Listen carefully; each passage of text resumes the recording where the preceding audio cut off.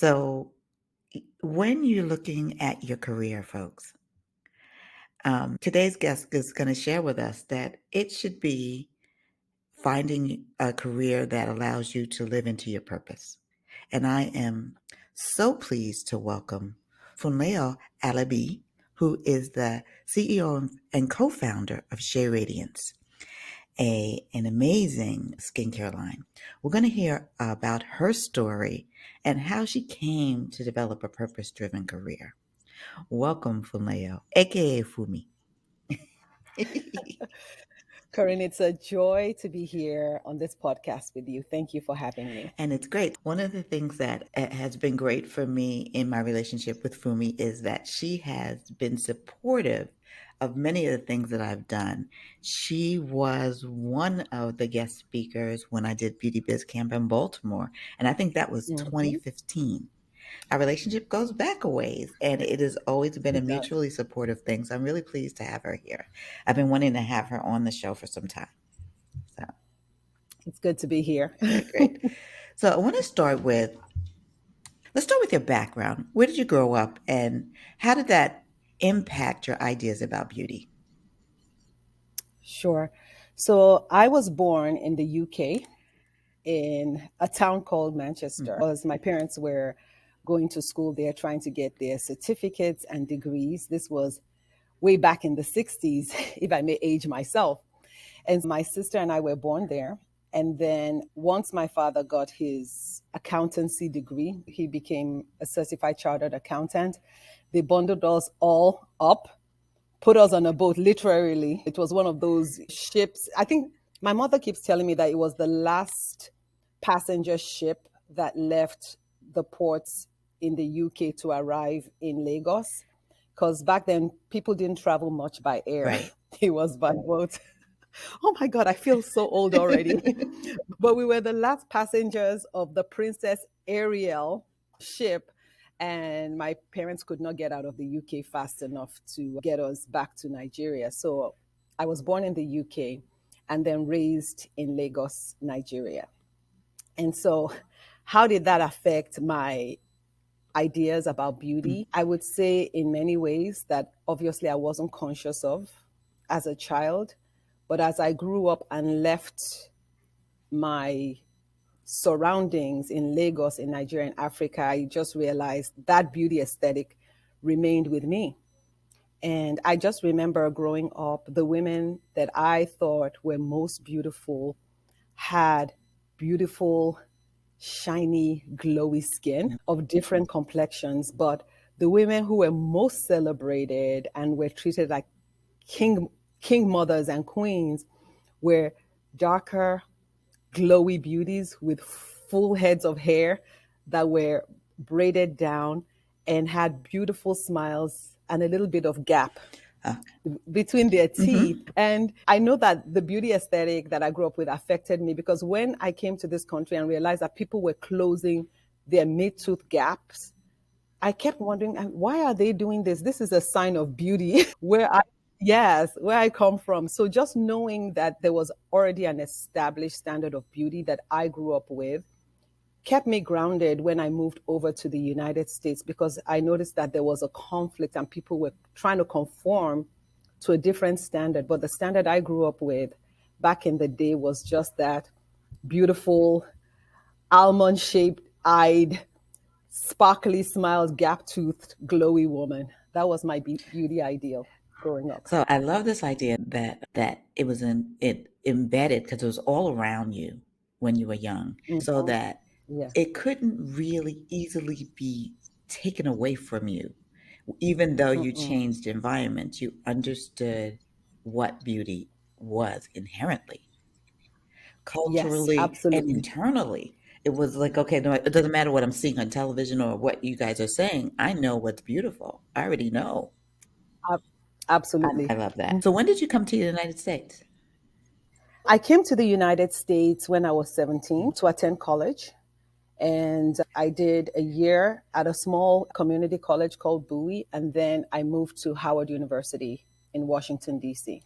What was the HBCU experience like for you, having come from Lagos? Coming from Nigeria, I didn't have a full appreciation for the HBCU experience because I didn't know anything else. So I Right. was coming from a majority Black culture into Howard. And honestly, Howard was extremely diverse compared to where I grew up. Okay. It was diverse because even though everybody was Black, or I would say 90% of the people were Black, we did have some South Asians and East Asians there. They were from all parts of the world. So Yeah. I got to see another diversity of looks and beauty. We had people from Brazil, we had people from Colombia, people from the islands, people from New York, Alabama, everywhere. So I went into Howard just wowed at the diversity of Black people from all over the world. So it was also a very global and international experience for me. Yeah, Yeah. that's a beautiful thing. So you started with a career in software. Was that always your software development, right? Software coding? Which one was it? Software. What did you start Yeah, your? software development. Okay, so you started your career in software development. Was that your chosen career? Was it something you wanted to do, or did you fall into it? I absolutely fell into it. Corinne, let me tell you, I am the least technical person you would meet. When I was in Howard, I first of all started in accounting because, of course, my father was an Right. accountant. And I was like, okay, if daddy did it, maybe I can do it. By the time I rolled into my sophomore year and they started doing the mid level accounting courses, I was like, this is not me. Let me find something that is aligned to who I am. Now, so I switched majors and studied international business Okay. with the intent and hope that I would work for a global organization. But that never happened. I also went and got a master's degree in management, but I never really got to work in the international sphere. And so, as a good immigrant, it was like, okay, where can I make my money so I can start sending something home, show my parents that I'm not just a hole for them to be dumping water Right. in. So dumping money Right. in, Yes, I understand. a money hole. Yeah, it's like when are you going to start giving back? I was doing some underwriting work for an insurance company, and this was right before Y2K. And this company wanted to train some fairly progressive or open people within the company on how to do updates to the mainframe system. And so there was this call, it's Y2K, everything is going to fall apart. We really need to find people that we can train to make changes. Yes. You Oh, remember yeah. back in the day where we thought the world was going to come to an end and Yes. all the dates didn't have the last four characters because I don't know, when they were programming computers, they never thought that there'll be a 2000. Right. So there was an opportunity for that. And I remember when that opportunity came, I was really nervous about applying for it because I never saw myself as a technical person, as someone who could program. I've always really been good at in the arts. I'm a great writer. I'm a great when it comes to history, literature. I'm a liberal arts creative type person. But my husband encouraged me to apply. And I was like, you know what? I'm going to go out of my comfort zone and do this. So I applied and I was surprisingly accepted into the program. And that's how I was trained internally to write code for mainframe computers.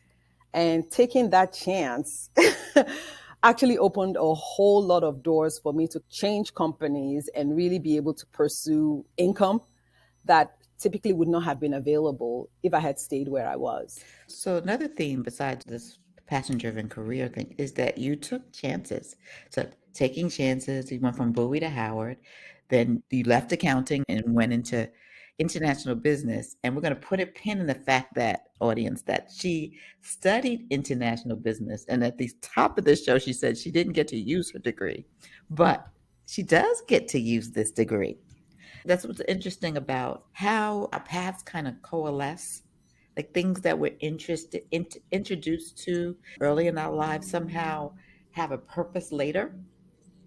So we're gonna put a pin in that. And we're gonna come back to that when we get a little further in. So you're able to build a career on an unexpected path, right? Yes, Yeah, so that's amazing. So would you say then that the shift to beauty was a destination or a detour? I would say both. Okay, tell me more about that. Yes. Also, back in the early 2000s, my husband and I were becoming very interested in business, the business potential on the African continent. A lot of people were saying Africa doesn't have this and Africa doesn't have that. But every time we did our research or we traveled home, we're like, but there's so much abundance here. How can we become part of the solution, creating access to market? Africa is so blessed, it's so rich, but something is wrong somewhere. And is there a business opportunity here? Also, all this while I was working with doing my software development, working for a company in Washington, D.C. And then I was also, during this time, I was a young mom, and my older son had really dry skin, and we were still trying to figure out what to do about his skin. He had some kidney issues that really affected his skin. He always looked dehydrated. Everything we put on him, he just became dusty. So I was still on this journey to figure out how to fix his skin. And also in those early 2000s, stores like L'Occitane and the Body Shop were big in the malls. And I Right. would go out to the mall. Yes. I would go out to the mall and I would go to L'Occitane. And even though it was a French company, they were using shea butter. And I was like, wow, shea butter, this is part of my childhood. My grandmother used to mix shea butter with camphor. Don't laugh, and please, I'm not saying you should try this at home. She would mix shea butter. If you had A like cold, right? congestion or a cough, a cold, she would rub that thing on your chest because it was a decongestant. Just I thought about the myriad of ways that we use shea butter on the continent. I would also go to the Body Shop, and I think at that time, Anita, who was the Right. CEO, the founder of Body Shop, was really leaning into ingredient sources. So back then, you could walk into a Body Shop store, and you would see pictures of the rainforest. Yes. You would see pods of cacao. You would see there was mumuru butter, all these exotic butters, and obviously shea butter was there. And every time I would be in these environments, I'd be like, wow, this is great. But these are our stories that someone else is telling. And of course, I would buy the products. And at that time, those products were definitely of better quality than what you could get from mass retailers. And I loved the packaging, I loved the texture. But I still found out that when I used it on my skin and my kids' skin, they were still dry. Mm. So I liked everything about what they were producing, but it still wasn't delivering. So my detour into beauty was really out of a need to solve my family's dry skin problem. And also that awakening that a lot of the rich abundance from Africa, the stories were being told by people who were not African. And not that there's anything wrong with that, but I felt that there needed to be more of a diversity on how we see the product, Yes. how we source the product, how the impact on the lives of the people we're sourcing with. The stories needed to be told with dignity and not just, oh, we're helping these poor Africans get something and without us they would be in shambles. So that was my detour into beauty. It was a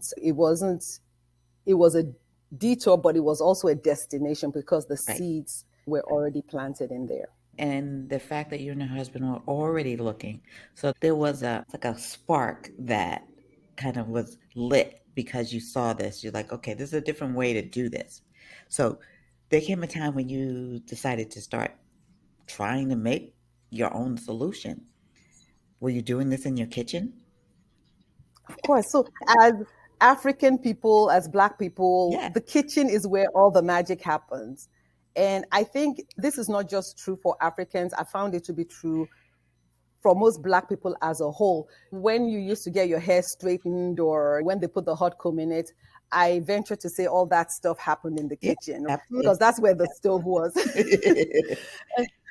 And so when it came to making products, it was definitely in the kitchen. And because it was all natural, we weren't concerned that we were going to poison the family. So the kitchen obviously was a great place to start melting and mixing and combining and doing all the magic. So we started in the kitchen. We started with a 5-pound block that we asked my mom to bring from Nigeria. Okay. Of the raw shea butter. And let me tell you, this shea butter was not even the best quality. I think it had a couple of bugs in it. There was debris. I think she got it from the side of the road. Can I tell you that this butter did more for our skin than some of the most expensive creams that we had bought? And that is the magic of using really natural products that even in their worst state, they are better than any kind of nicely packed, shiny synthetic thing you could put on your skin and hair. Ooh, that's a word right there. That is a powerful So word. You're we, mixing, you're getting benefits. Then, so how mm, many, as you're coming up with the formula, how many batches did you try till you landed on, you said, okay, and your husband said, this is the one? oh gosh, we went through many iterations, and really it wasn't because any iteration was bad. Like I said, if you're starting with really great Mhm. ingredients, it's almost like making a salad. If your tomatoes are delicious and sweet and your greens are great and the carrots and everything, if they taste good in and of themselves, regardless of how you toss it, you're still going to get a nice tasting salad. So it was literally impossible to mess up our basic formula when we started adding more oils and everything. But what led to the additional iterations was testing it out with our Okay. customers. So the first iterations were, this is a basic butter. We're going to add some essential oils. We would read up on different oils, put it in it, and use it on our skin. And we already saw the transformation.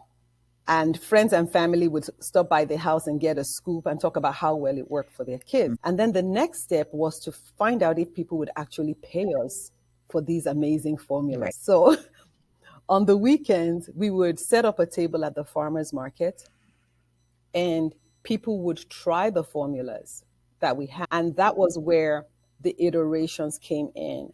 And this is what we found. We found that different demographics responded differently to the Okay. products. So when a person of color would come and try the raw butter or the whipped butter, here's what I would notice. They would put it on and they're like, oh my God, look at the glow. Oh my God, my skin is shining. I love this. How many cents do you have? When a person who wasn't Black and was just used to using lotions, very light lotions, would stop by our booth, they would, that same product, they're like, oh my God, this is so oily. When is it gonna sink in? Just give me a paper towel. I need to blot it off. And it was just observing the different interactions, the diversity of Right. customers we're having when they would come to our table at the farmer's market. That kind of drove the different iterations of products that we made. So we decided that we would stay true to the solution that worked for our family Mhm. because we like to glow. Yes, absolutely. So we're like, we're not going to change the glow factor. The glow factor was going to stay. But we also developed skills of creating emulsions that were more water based Mhm. but richer based shea butter products that had that sinking effect but still left a glow. So I would say that our iterations were based on customer feedback and then really centering the need of our key customer, which was that Black Mhm. woman who was like me or who is like me, who is frustrated by the lack of options in the market and was looking for something that was rich and luxurious and nourishing that would make her skin glow. And that she could know that if she lotioned up her boys or girls and they looked really good when they left the house to get on the school bus, that when they came back home, they wouldn't be dusty and ashy So let's talk about the because cultural. they were used. So So let's I talk think about the the thing that idea about, yeah, about the idea of what ashy represents. in culture. I know I don't need to explain it to many of Right. us, but when you look ashy, people will ask, whose child are you? Did your mom not see or your dad not see you before you left the house? And if it's another person asking you, this auntie will reach into her purse and see if she can find Vaseline, anything to rub you down so you look like someone has at least laid hands on you and groomed you. So, ash is something that we take very seriously. Yes. And when you're living in this culture, because it's drier, because it's not as humid and as warm as where we grew up, the ash factor is times two. And so during the winter months, the fall months, we're all arming ourselves with moisturizers to make sure our kids don't look ashy. And that's interesting that you grew up in Nigeria, so it's a little bit more humid. But the skin is glowing also in part because there's humidity in there and there's a little bit of Mm-hmm. perspiration. We're glowing because we're Yes. moving, we're glowing because we're in the sun, we're Yeah. glowing for many reasons there. Here, lack of sun, our vitamin D deficiency, all the things that are Yes. kind of adding up for the ash factor to be Exactly. more acute Exactly. because The acute ash factor. I like that. so once you started, so you found out so for a lack of a better word, so the farmers market was like your lab, your testing, It uh, was. your Yes. testing ground. So so when you just settled on product, when did you decide that you wanted to go all in on this? I always knew that I wanted to go all in. I just didn't exactly know what that would look like. And from the very beginning, I was already thinking in terms of a brand. What would this brand stand for? What is the impact we want to have? We're solving our own problems. How are we going to make sure that more people had access to what we had? And so I was always studying the market, seeing what opportunities were out there, and starting in a very grassroots way at a local farmers market. It was in a fairly affluent place. In the winter times when we could no longer do the market, customers would be asking about us. And And yes, we've got quite a following at the farmers market. And what's interesting about that is that, and I can speak about this, once you speak of this about it as a customer, when you find that glow, so once you get the glow, you don't want to, Once you get the you glow. don't want to go back to to that dry feeling.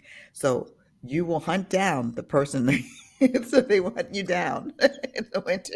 Yes, like the last day of the market, you would have people come in and buy half a dozen jars of cream and whipped butter. I actually remember one of my most loyal customers was a Russian woman, very fair skin, red hair. She would always catch me close to the end of the market Mhm. every weekend because she knew she could get a discount. When you're packing up and everything, she would buy like half a dozen. She's like, this butter just does wonders for my skin. And she was buying the thick, rich, Okay. oilier butter. So even among people who are not Black, they're also, many of them are looking for rich products because they're finding that as they're getting older and the skin is getting drier, they can't keep using the light Right. lotions. And yes, the farmers market customers started asking how they could reach us when the market was closed. So I started approaching some local natural food stores in the DC area. We were able to get some shelf placement. And then I set my eyes on Whole Foods because I knew that in terms of Okay. naturals, that was the gold standard. And Right. so that became my target. So once that became your target, when did you decide to name the company Shea Radiance? When did you two decide? That was really from the very Mm. beginning when we saw just how the ingredient worked with the skin. So we registered it as Shea Radiance all the way back in 2008. We had that idea, Right. that concept, maybe even 2007, that not only is it Shea, but radiance, right? Yeah. And at that time, I had already started traveling to different parts of West Africa, meeting women in the co ops, being in their space, waking up in the morning because of the topography of where shea grows throughout West Africa. You can actually see the sunrise, and there's like the radiance of the sun that Wow. you see coming up over the shea trees in the parklands. And so I had this image of the sun and shea. As a matter of fact, that kind of impacts our logo, is that radiant sun shining down on the shea parklands where the women wake up at 5 in the morning and they go as a group into the parklands from their communities to handpick all the shea fruit that fall to the ground between the months of May and August. And they do this every morning, gather the fruits, come back home in time to make breakfast or do whatever they need to do, and then go to the farm with their husbands, right? And when I think about Shea Radiance, I think about the impact it has on the lives of the women who gather the fruit. Right. Because in West Africa, shea butter is called women's gold. It's called women's gold because everybody within the community knows that woman who wakes up early to go gather the fruit and then process the nuts, dry the kernel, and process the butter, that any money she makes from that activity belongs solely to her. It's not her husband's money, it's not anyone else's money but hers. And what we find is that when women make their own money, not only is it empowering and strengthening, we know that ultimately she invests it back into the family. So that's that extra money she's putting in her brow, wherever it is Right. she's putting that money, right? And the kid comes, I need books, or I need new shoes, or something is going on. She has confidence that she has her little stash from processing shea butter to be able to help that child get the books and get whatever they need. So shea butter is like it's a strengthening product that women have.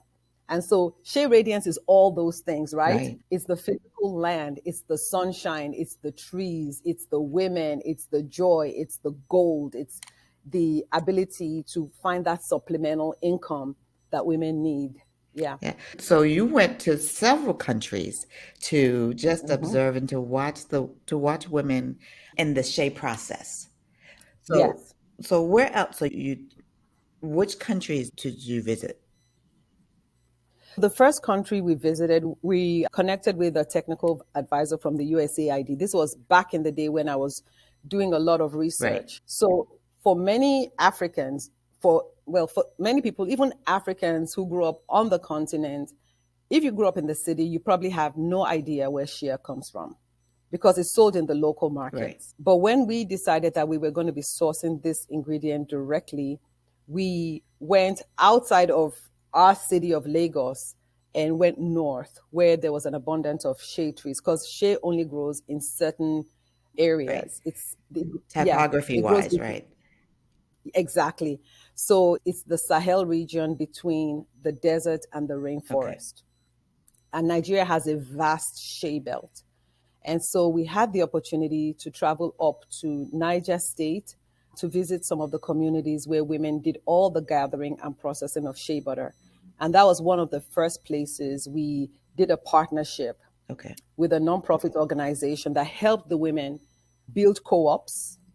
And then we went in there and were able to buy everything that they produced. We've also worked in northern Ghana. We had another partner, another woman entrepreneur, Eugenia Akwet, who has a processing factory in northern Ghana that she started to help widows. And we've worked with her, we've sourced from her co op there. And then we're currently sourcing from Benin, in northern Benin, Republic of Benin, which has another strong women's co op there. So our model has changed over the years. Back in the day, I spent a lot of time working directly with the co-ops, being engaged in everything from providing them boxes to chasing the trucks all the way to the port. And then we realized that's not sustainable. You still got to build a brand Right. here and you got to figure out how to sell stuff. So we started working with other partners, women who were like me, who were already on the continent, working with the co-ops and then partnering with them so we didn't have to be all the way down deep in the supply chain. If you like what you hear, please subscribe to the Start Right Here podcast and leave a review. Also, you can sign up for our mailing list at thebeautyroundtable.com. So you will be on the know about all the good things coming. So is that where the Global Shea Alliance came to be? Yes, yes. We were Eugenia, myself, Francesca, and a couple of other African women, both in the diaspora and on the continent, were some of the founding members of the Global Shea Alliance. And the reason we pushed for that alliance is that we wanted to see that the women farmers had access to market, right? Both for their nuts and for their butters. So in the early days, we were very active advocates. The Global Shea Alliance has grown. It's drawn in multinational corporations right now who are doing their thing within the organization. But the initial ethos and the initial objective of the alliance was really to flip the pyramid so that the women were empowered and people did what was right by them.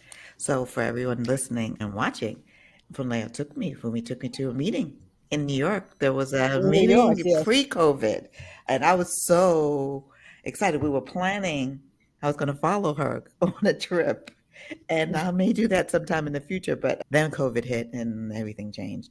But Yes. it was really interesting to me to see the impact of the Global Shea Alliance and just how many, and as she mentioned, that there are multinational companies involved, and it's an organization with many legs in many countries on the continent now. Absolutely. Absolutely. Yes. And it is being run. There are country representatives who are part of the alliance. And then there's an overall board that makes sure that facilitates all the technical and legal things, which are not, of course, in my wheelhouse. But yeah, it's running and it's doing its thing. So let's talk a little bit about the perception of shea in the past decades. And though people like Anita Roddick and L'Occitane were using it, there wasn't a positive perception of this beautiful ingredient. Let's talk a little bit about that. I know that a lot of the companies that maybe brought shea to the mainstream were using a refined shea butter. So they were purchasing shea from the co-ops, and then they were probably sending it to a third party to strip it of the scent and the color so that it was a more something more similar to the synthetic emollients that they use. Shea butter is quirky. It's because it's natural. If you get it from Benin or Nigeria or Ghana, the colors can be a little bit different. The textures, depending on how much olein or stearin it has, can be a little different. And so in Western cultures, people like things to be standard, right? And so refining the shea butter gives a lot of large companies that standard, no smell, no color, so they can use it in their formulations. But over the years, there's been that grassroots movement of companies like myself, like ours, Shea Radiance, and many other indie brands that said, you know what? The handcrafted shea butter is really the butter that delivers the results. That's the butter that helps with inflammation, right? So when your kids have eczema, you use shea butter on it, that eczema inflammation goes down, it's less itchy. It's the unrefined shea butter with all its quirkiness that helps create collagen stimulation. And that's why these women be looking so good and glowy, even though their lives are hard. It's the shea butter that over time repairs the free radical damage that is happening to the skin. And then it also strengthens your outer layer and makes it stronger over time, more resilient. And so these grassroots companies were able to start telling the story and make it acceptable that sometimes the things that are good for you don't have to be perfect. Forcing people to lay aside a lot of and I'm not anti-Western, I'm so pro-Western, but I also know some of the things that are problematic about living in a Western environment is this aspiration for perfection. Yes. Wonder bread is perfectly sliced, it's perfectly white, it'll never go bad. But the truth is that it's really not that good for you. A whole wheat bread that is made with all the great things that are good for you is bumpy, lumpy, and imperfect, but it's more nourishing. Same thing with a lot of refined things that we eat in this society. They look good, they smell good, they're perfect, but they're not really delivering what you need. And so basically, we feel like we've been part of that movement, Yes. changing the perception of unrefined shea butter. Yes, did it have a little speck of dirt in it? Yes, maybe it did. I don't know who you bought it from, whatever, but it's not going to kill you. And the benefits of what the butter is going to do for your skin is better than whatever that petroleum based emollient you're using. So, teaching people the benefits of things, like the way things are naturally, is not a manifestation of perfection. The way things are naturally is that it might not always be perfectly the same all the time. We shoot for consistency, but at the end of the day, the product is going to work, it's going to make you look good, and it's going to have the nutty shea butter scent, which is fresh, it shouldn't be rancid, and it's going to have a little bit of color to it. And that's okay because it works. Yeah, I totally agree. And the analogy about Wonder Bread is very true and very scary. I don't know that news report that somebody found an old McDonald's hamburger that was like Mm-hmm. things that make you go, I don't know. So let's talk. I even want to go back a little bit. Sure. Every time I'm in Nigeria or Ghana or wherever, and I'm in my friend's kitchen and we're cooking, I cannot leave a tomato or a piece of fruit out for 2 days or even 18 hours on a kitchen table without it rotting, Mm, right? Because it's natural, it's organic. In that heat, it's going to rot. Can I tell you that I have tomatoes that I've bought for 2 weeks that I mm, forgot to use that still look the same right. here in the States? Yeah. You go to the grocery store, all the apples are perfect, same size, shiny. The bananas, everything looks perfect. But when you eat them, it's like, where's the flavor?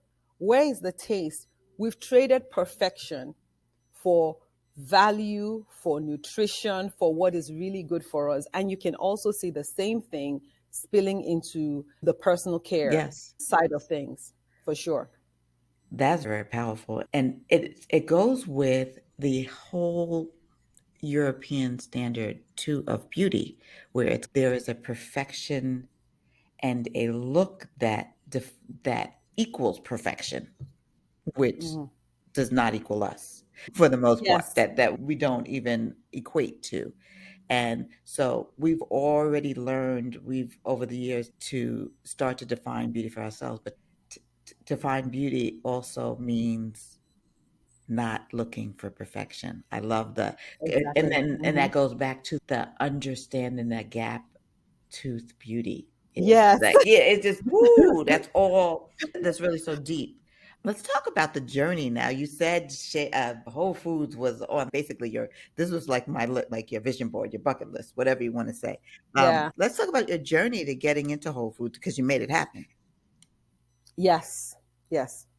We did. With God's help, we made it happen. In the early years, I already observed that there was a gap on the shelf for a really nice shea butter based product. Whole Foods was always on the vision board. And back then, before Whole Foods was acquired by Amazon, each store had a certain amount of discretionary power to work with local brands. And knowing that, I started going to my local Whole Foods. I was already a Whole Foods fan Mhm. anyway. I loved the environment. I loved the fact that I could discover different natural foods and products. So I was already sold Right. on the brand.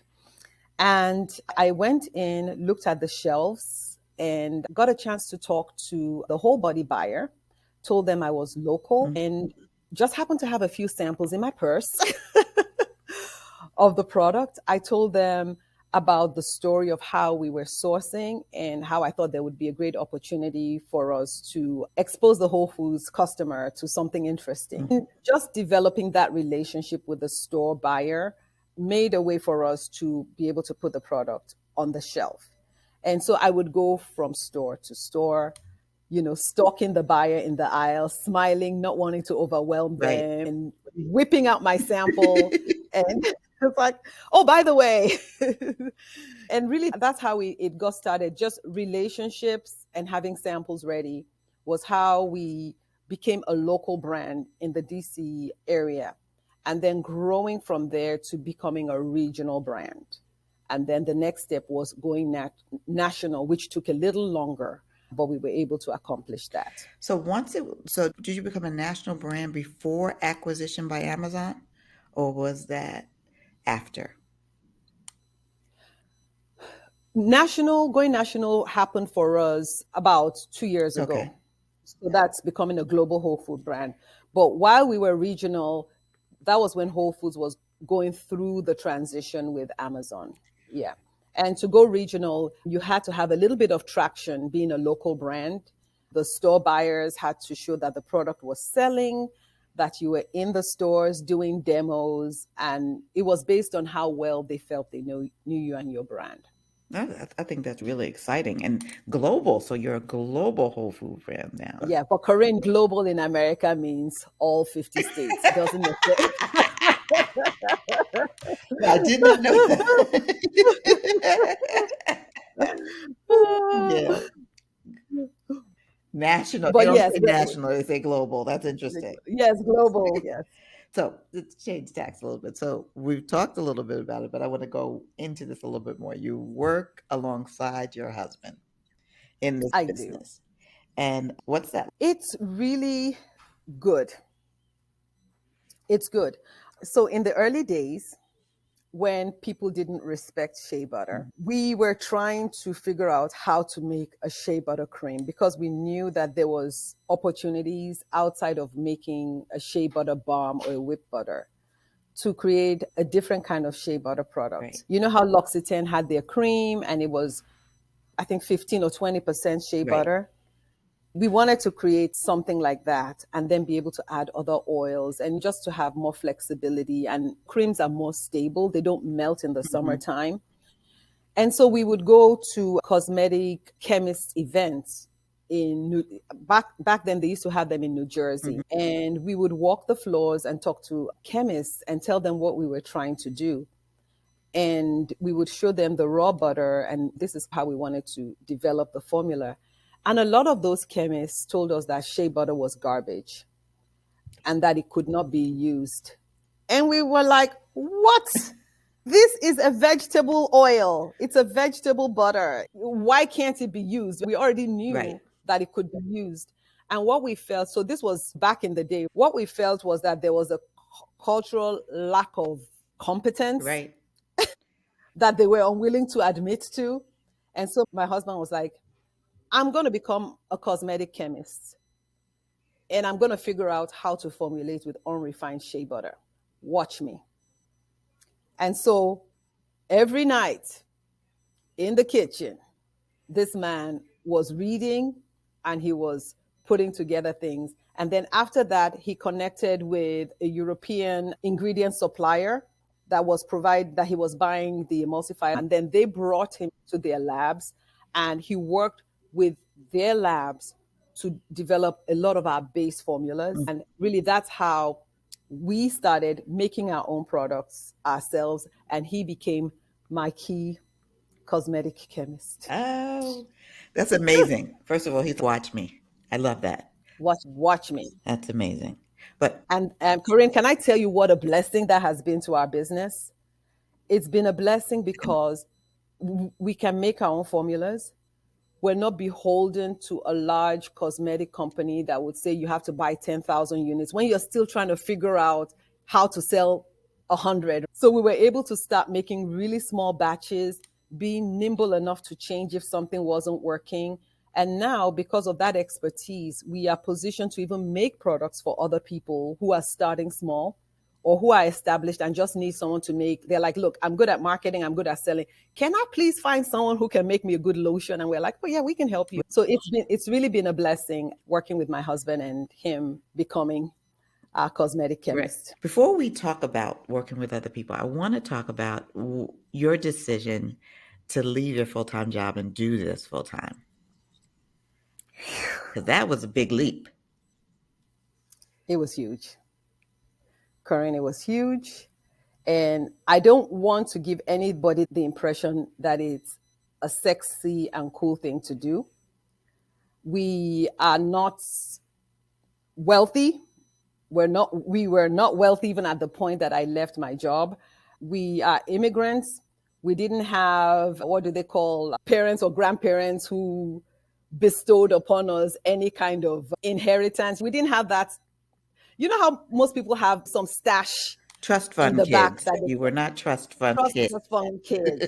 We were not trust fund kids, and we were not even. We didn't have generational wealth. I think that's what it is. Because sometimes when you say trust fund, people are thinking of extremely wealthy, Right. but I think your average non-Black American has some level of generational wealth that has been passed to them so that they can have a little bit of cushion. There's the grandma's house where grandma died and left you 50, 25, Right. whatever. People have stuff like that, Corinne. Yes. We didn't have that. So I decided to leave my job for a couple of reasons. One was I was in my mid 40s, and I think I didn't know it then, but I was going through a bit of a midlife crisis.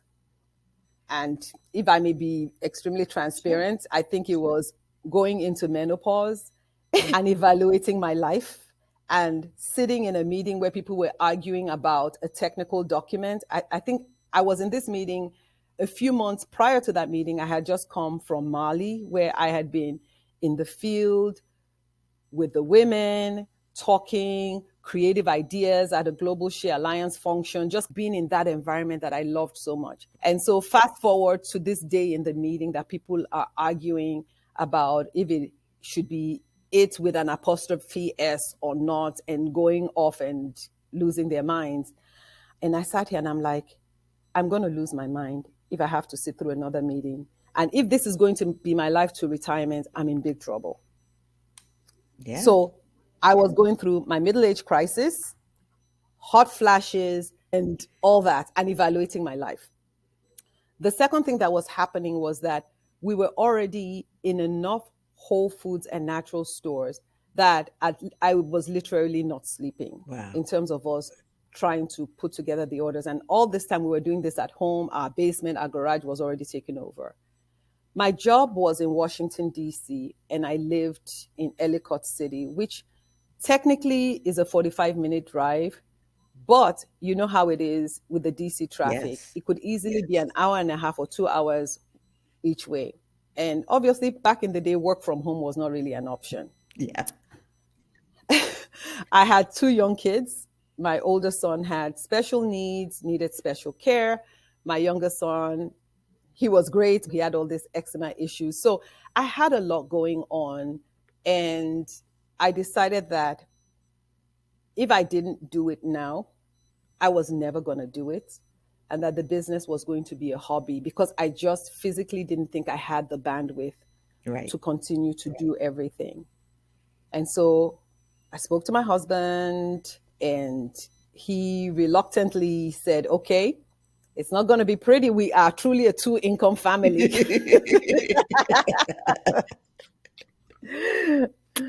But let's do this. And that is what I did. And what I did was I poured myself into the business. I knew I didn't have a backup plan, and we had to make this work. And yes, it wasn't easy. And yes, there were a lot of scary times. I don't have any regrets, but that's because I counted the cost and I decided that there would be no plan B. And so I had to make it work. And yes, we drew out of our 401k to keep things going. Yeah. But that's real talk. That's real talk. People who are considering entrepreneurship need to hear these kinds of stories because it's not always pretty, and there's sacrifices that need to be made, and you can't do everything forever. You can't hold down a job and grow your business.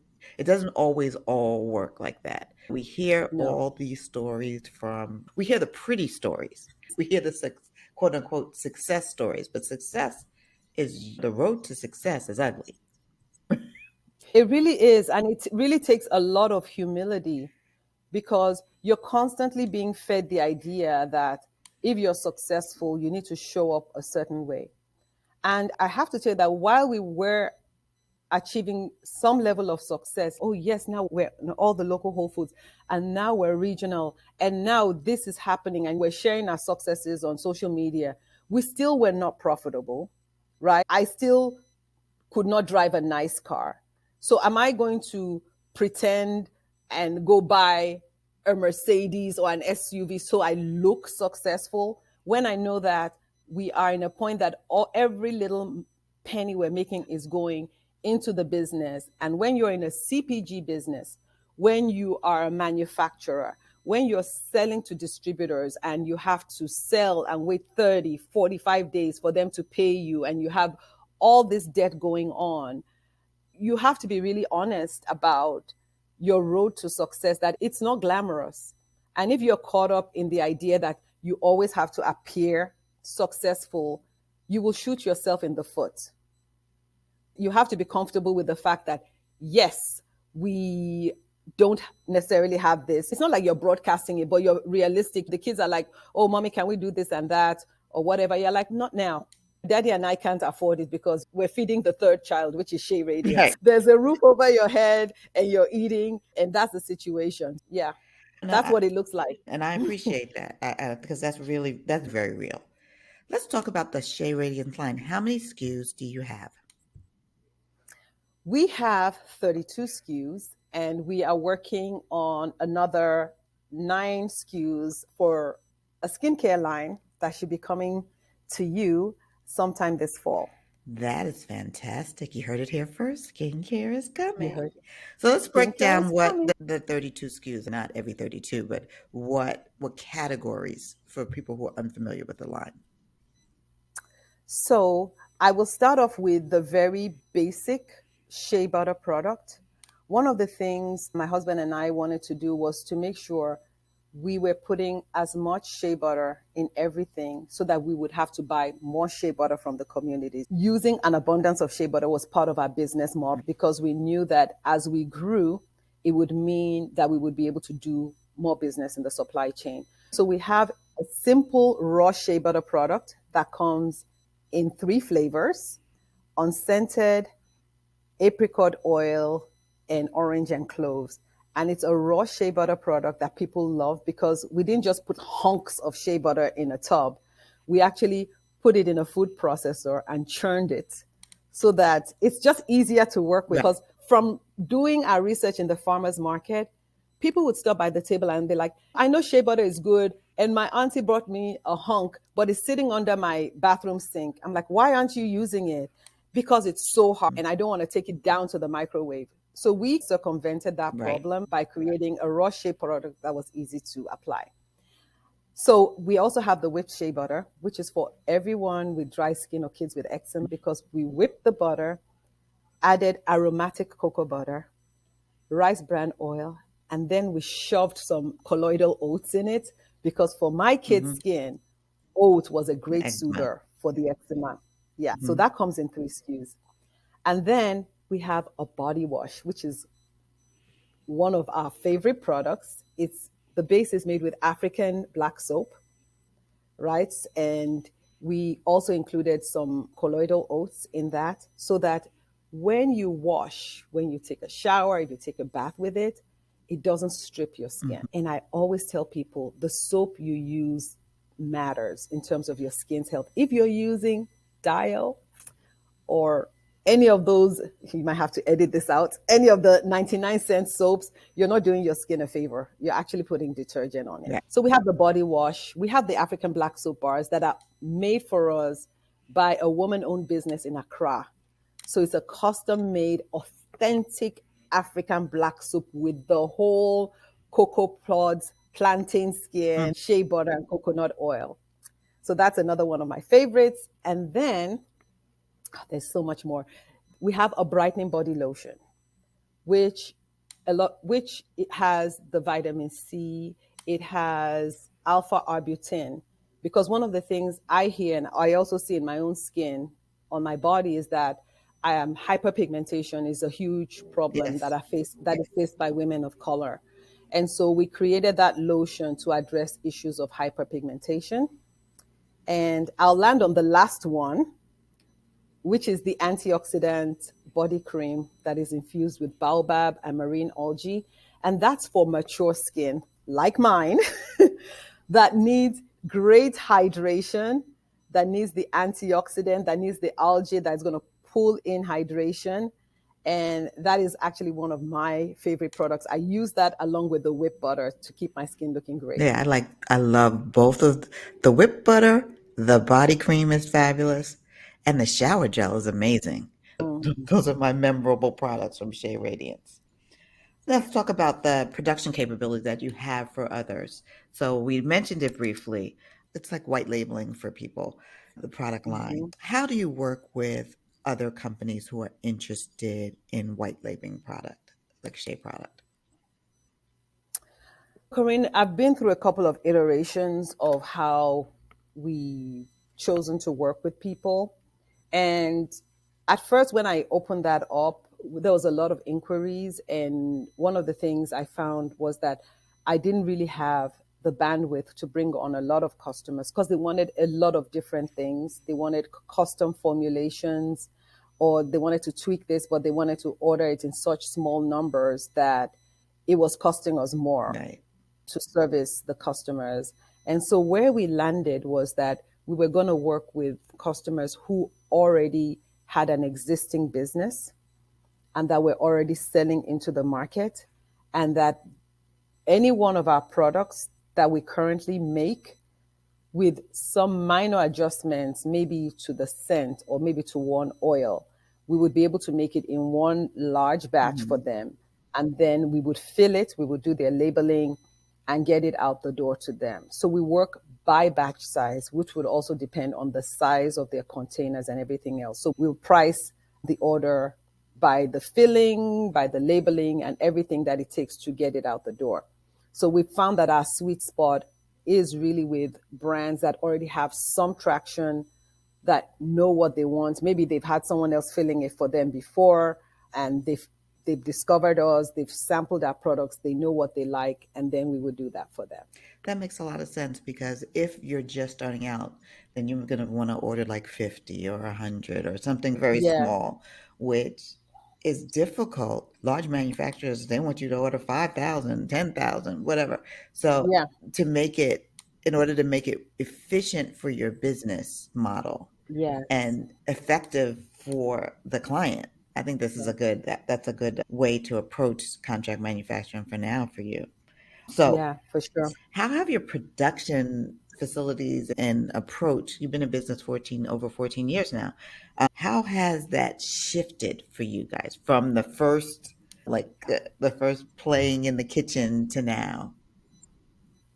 Yeah, I would say the production has shifted because obviously we're in a warehouse space now, and we have, quote unquote, a kitchen lab behind this wall where we do all our production. It's still considered small batch compared to a lot of really large manufacturers. And we that about how we do our production. And one of the things I want to share is that we produce in our home for quite a while. We retrofitted the garage. The basement was completely taken over by the business. And the reason I want to share that is because there might be people listening to this podcast who think that they have to rush out, get a space, start paying rent, and all the other overhead that they are going to incur as a result of having a space like this. I think that you can build your business to a decent size using the space you have, stay in the space you have as long as you can, so that when you do move, it's because you can afford it and you have outgrown where you are. So, where we are right now, I even think we've outgrown it. And once the lease is up in another 2.5 years, we're going to probably have to double the space that we're in. But I want to encourage people, don't despise the days of small beginnings. Yeah. Work with what you got, work with what you got, and work it till it stops working, and then step out. Yeah, I love that. And it's ride it till the wheels fall off, basically.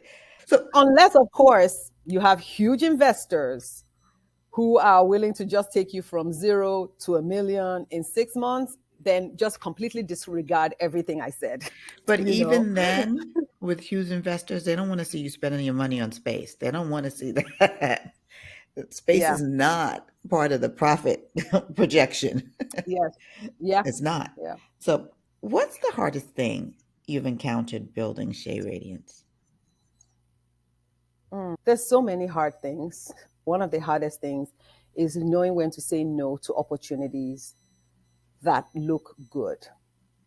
And we had an experience not too long after I left my job and I started working full time in the business, where our branding and everything we were doing was so on point. We were going to all the right events, and a big box store noticed us and wanted to bring us in. And we thought that was the answer to our prayer, right? Oh, finally, we're going to go into all these stores and all our money issues will be over because we're going to be selling to this huge chain. And it turned out that we were very naive, and that in fact, when opportunities like this present themselves, you can't bootstrap your way through it. You actually need to be talking to people who can invest in your business. But we didn't recognize that, we didn't even understand our cash flow fully, because obviously we're not from the CPG Right. world. And so the opportunity came. We got this really nice purchase order. We were able to fill it. It was stressful, but we filled it. And then we got into the store. It wasn't properly stocked. We had a big launch party letting people know that we were in this great store. It was Target. And everybody in our community knew that Shea Radiance has launched in Target. They have really crushed it. They've done it. And people went to the store, they couldn't find the product. I would go into the store, it wouldn't be properly stocked. And it's a convergence of a lot of things. Right. These things are not unusual. If you were a bigger company, you would have been able to manage it better. You would have had enough cushion for the times, the transition of when you launch and when things are really cooking. Right. We didn't have, yes, we didn't plan for all these contingencies, that the launch wouldn't be completely successful. And we also didn't plan for how much we would have to invest in promotion and marketing and sales and just all that stuff. So after about 9 to 12 months, we were failing. Every time they ran a sale, I was like, oh my God, I would clutch my pearls, because I knew we would have to pay back the distributor for running that sale. Right. So let's just say one of the hardest things was admitting that it wasn't working and having to pull out, and seeing the devastation it had created in our business, because we had actually neglected a lot of our smaller accounts to focus on that. And the hardest thing was deciding that we were not going to quit, but we were literally going to start over again. And what did starting over again mean? It was knowing that you'd lost all this money, and that all the capacity you had built thinking that there would be orders and more orders, that was gone. It involved moving out of the space where we were producing and moving the business back into the house. And it involved me going out 3 to 4 times a week to win back the accounts we had lost. And for some reason, during the time of, okay, we're not going to quit, but we're going to start again, I was so ashamed that we had failed, that people would invite us to come talk about business. And I'm like, you trust me, you don't want to hear from me. I am the woman who has just been booted out of Target. I have nothing of value to offer you. But people would still invite, and I would just share of myself and talk about what we were doing. And people still wanted to hear. So I was still showing up, even though I didn't feel qualified to speak. And for some reason, people were still blessed by what I had to say. So I guess, Corinne, the hardest thing was to keep showing up as we were rebuilding the business. Yeah. And here we are. Here you are. And still moving and still, but you are not the only brand. Was it Sharon Shooter who was interviewed earlier this year who talked about the impact of post George Floyd, how retailers got all of these Black owned brands into their stores who were unprepared for the experience and failed. This is, and I just saw a post, I want to say it was from People of Color Nails, where it was an Instagram post where there was a picture of all the returns that came from a big box retailer. That's the stuff that when your goal is to be in big box retail, no one's pulling you to the side to say, this is the payment cycle. this is what happens when they return the product. All of the things that could go left. You need to know the whole picture before you say You need to know. that is the dream. So for me, and for people listening to this, you being so candid about that experience is a blessing so that maybe Mm. they will think differently and ask more questions about the going into a retailer and saying, you know what, we're not ready yet. Maybe that's the answer. Maybe, yes. And also, I also want to push a little on being an advocate on the retail, not for the retailers, but on behalf of Black owned brands wanting to get into retail. I feel that after George Floyd, and with the pledge a lot of retailers were making, because actually when they take inventory of how many businesses of color are represented on the shelf, it is woefully less than what it should be. Right. We're 12% of the population. When it comes to beauty spending, we are 11% of the dollars that make up the spend in the beauty space. Black people are 11 point something percent. So there truly needs to be representation on the shelf. And what I think retailers who are acting in good faith need to do is that when they bring in a brand, to make sure it's properly merchandised. Mm, Because you know what? The data also shows that when we know it's a brand by a woman or a woman of color or a Black person, that we will go check it out and support that brand. I know that I do. And that's true. so it's not enough for them to just say, we want to diverse our offering and then throw you on the shelf, put you on the bottom, not put any signage to show who you are. And you're competing with brands that are fully funded by the multi millions. And then you wonder why you fail. It's not because you're a failure, it's because being in retail takes so much. And unless the retailer is willing to invest in elevating the brand, you're going to struggle. And so I want to give a shout out to two retailers in addition to Whole Foods.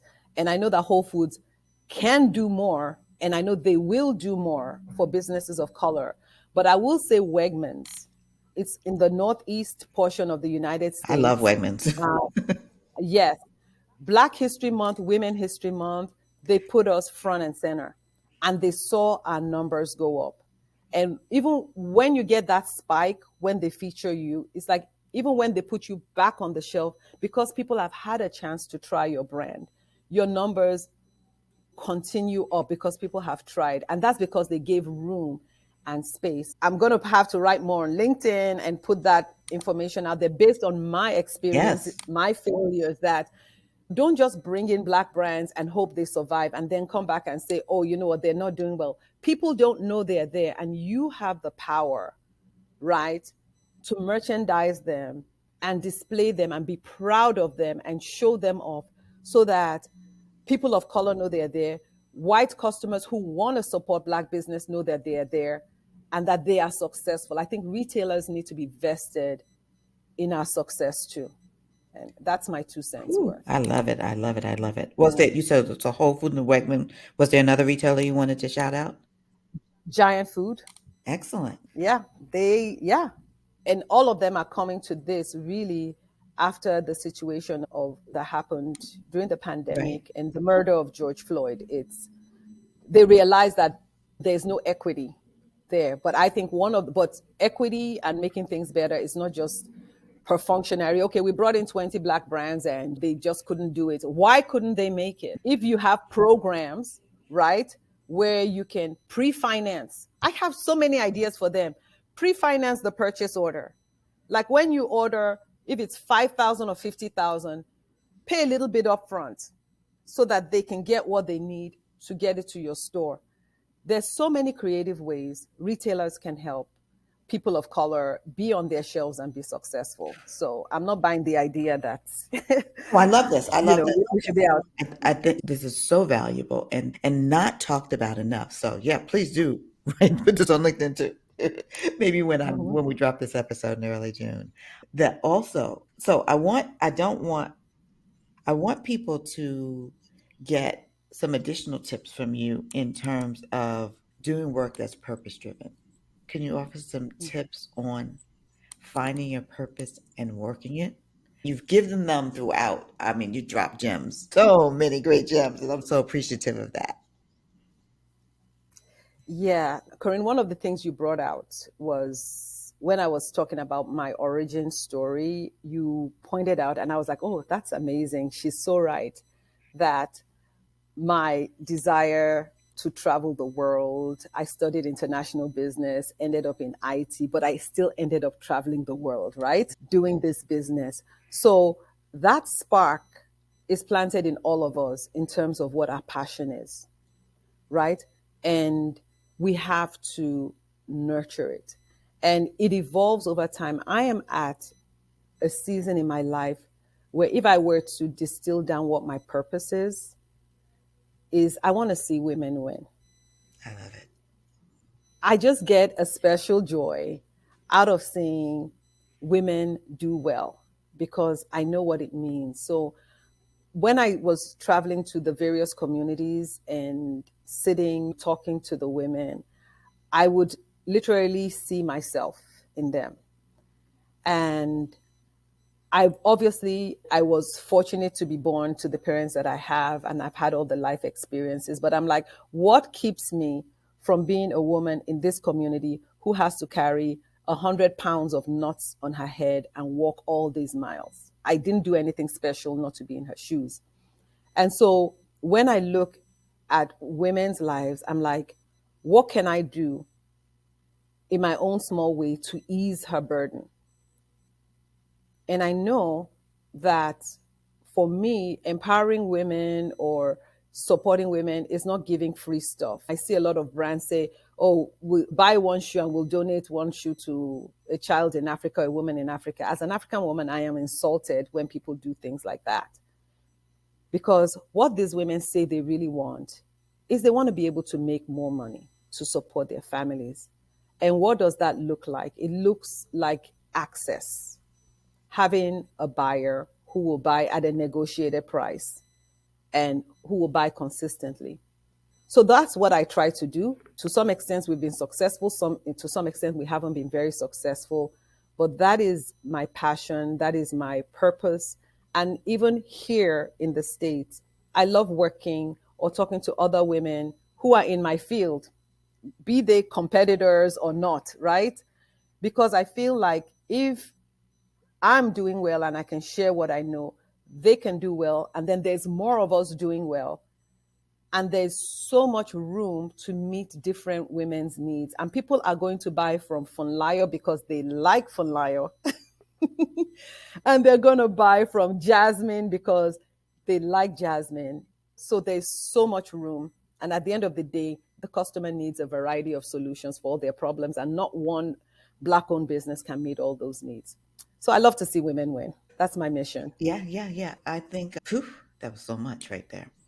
You have blessed us just by telling the truth today, like warts and all. This is, but I think that one of the reasons I started this podcast is because I wanted people to understand what people's paths look like so that they Mm, don't walk in looking for overnight success, looking for, and, but understand how people overcome, because we have to overcome obstacles in order to find yes. success. We have to admit we don't know everything in order to fight. Like there are Yes. things that we have to do that stretch Ask us. for help. That Yeah. stretch, Ask for help. yeah. Ooh, ask for help. Yeah, yes. Ask for help. Yeah. Humble yourself and just ask. And understand what success looks like, because success is not always money.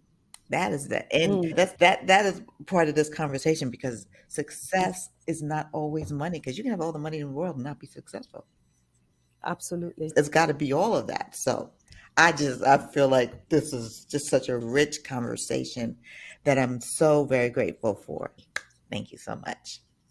Corinne, thank you for having me. Great questions. And you were also pinpointing things I missed along the line that you said, let's put a pin in it. You studied international business, but you ended up not doing it. But really, when I look about it, I am doing Oh, it. absolutely doing it. When you said that, I was like, oh I my am God, doing she's doing that. I'm doing it. And, I'm doing the thing. and it's very interesting. So I'll give you a joke. So when I was in high school, one of my friends, I'm going to say his name, he's not going to listen to this podcast anyway, Billy Stokes, he used to come up to me and go, Scoop, he used to call me Scoop Newsworthy. And Mm. this is from probably the Bill Cosby like variety hour show that he played his character. It was like a reporter, and so he and there I was never a communications major or anything like that. I ended up writing after like through the back door, end up doing all of this stuff. So it's almost like people see things in you early that Mm. manifest, and the same with you, that manifest in your life in different ways. So I don't I'm living into the scoop newsworthy. There you go. And you ask such good questions. It's like you just dig in deep and bring out the stuff. And I would say one of the dangers we don't want to run into as entrepreneurs is shortcutting the process. Because if you go through the process of building your business, the challenges and victories of it all, you actually find yourself, right? And then there's a level of confidence that what I'm doing is authentic. I don't have to copy anyone. I can learn from people, but I don't have to be like anyone else. I don't have to rush to market because XYZ is doing this, then I must do that. I can learn from what XYZ is doing, but being able to show up authentically and be yourself, that's part of the value we bring to the market. So I think that's also important for entrepreneurs to know. Just keep being yourself. Keep being yourself. Yeah, yeah. Because as you said, people want to know you and buy from you. That's what it is. Mm-hmm. They connect with the brand through the people who run the brand.